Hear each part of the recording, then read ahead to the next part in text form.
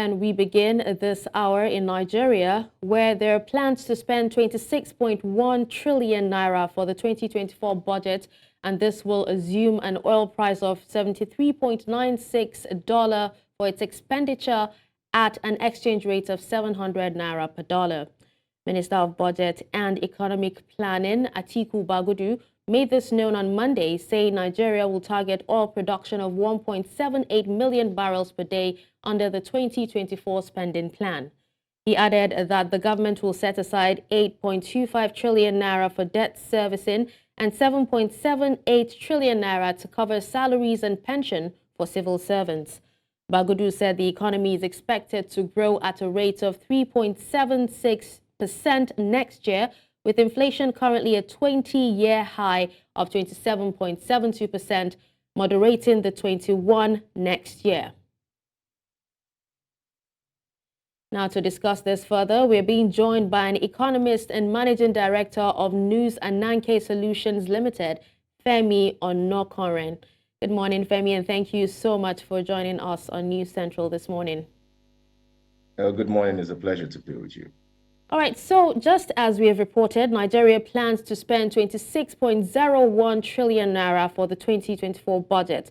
Now, do you think this government can optimize the budget estimates to effectively achieve its intended goal, especially placing emphasis on implementation, transparency, and also accountability?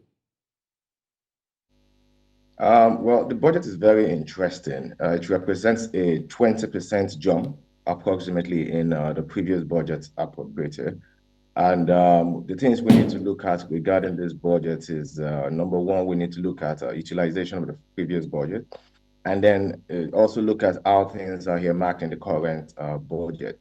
Some of the assumptions made in this current budget are interesting. The value of the budget inspires some hope for development, but it also gives cause for some concern in terms of caution.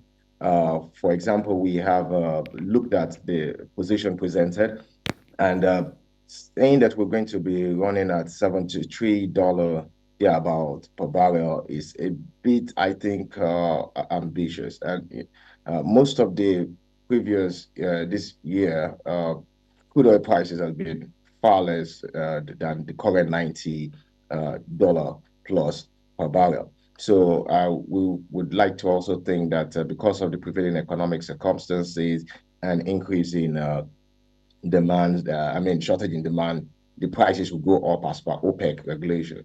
The 700 naira per dollar that we are pegging the exchange rate at is also a bit of a concern, because at the ironing window, we have about 773, 774 to the dollar.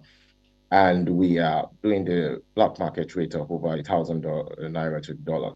Now, this disparity is pretty big, which means that the shortfall, whatever savings we are accruing from the crude oil projections, crude oil sales projections, is going to be offset by this ambitious tally of the exchange rate. And remember that crude oil revenue represents 90% of our FX import. Also, it's important to know that the FIRS has also been up and doing in terms of delivering beyond its target. As of half year this year, the FIRS has delivered 5.5 trillion, exceeding its own target projection. So we expect this to settle any shortfall as well that may occur in terms of projections that is expected from crude oil sales and the rest of the revenue projections. We definitely know that implementation has always been a problem for us here in Nigeria, but what other difficulties do you think would affect Nigeria's capacity to reach its goal of 1.78 million barrels of oil produced per day?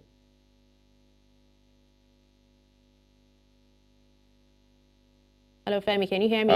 Well, this has been a challenge, throughout since 2020. I can hear you. It's been a challenge since 2022. Hello?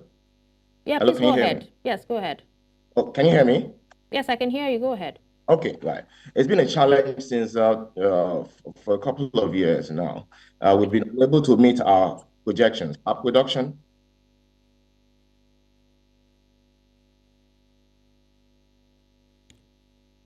Okay. Our project, last month, September, was the time that we had our highest production. All right, Femi. Hello, can you hear me? Yes, I can hear you, Femi. If you can hear me, please go ahead. Okay, I can hear you. So last month was when we had our highest production, which was about 1.34 million barrels per day.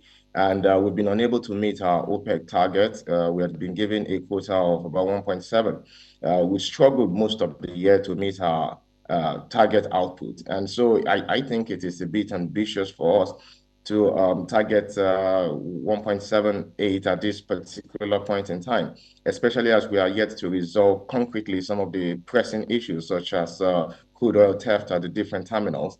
And of course, we have vandalization and in a diversion of crude oil from those positions. So I think that we need to also assure and put in place things or mechanisms that would help us to realize this target.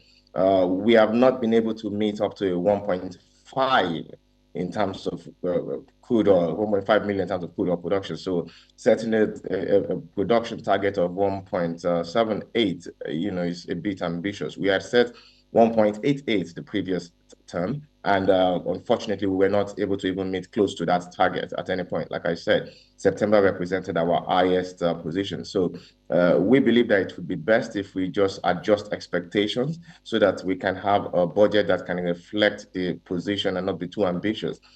We had a supplementary budget, conundrum of 2022 budget, supplementary budget coming in 2023 and being appropriated. All those kind of things can make up for fiscal mess and, distort the financial year projection and utilization of budget projections. All right, Femi, you talked about crude oil theft and some other challenges, but we also know that corruption is not too far from that mix. But then before I let you go, in what ways can the government plan for revenue generation, and how does it plan to diversify its revenue sources beyond oil? Okay, so it's one of the areas that we need to commend the federal government of Nigeria over the last couple of months. For example, the FIRS has been quite outstanding in its work. It has exceeded all targets. This previous year target and half-year target already this year has been exceeded as of end of June 2023. So this will serve to augment our revenue projections and show it up so that we have a bit less dependency regarding crude oil revenues. Now, the challenge with the crude oil position is that most of our FX comes from that angle. So what we expect and what we're believing that the government is doing with all the policies in place and all is to create a balance, increase our export ability so that we can earn FX outside of crude oil revenue. So we're expecting just as the government has provided some incentives and support to the agri sector and the various moves that have been made by the Minister of Mineral Resources and all other ministers in the sector, we hope that we'll be able to ramp up our earnings, especially our FX earnings from exportation of some of our resources, as well as also increase our ability to export value-added products to other parts of the world. It might interest you to know that some of our local products are gaining traction globally in terms of use and acceptance. Things that we take as staple, like Gary and the rest of them, are gaining some acceptance across. And if we can ramp up production and increase our productivity in some of these things, we can also increase our FX earning and augment revenue earnings to the national coffers. Thank you so much, Femi, for your analysis on this issue. Thank you also for your time.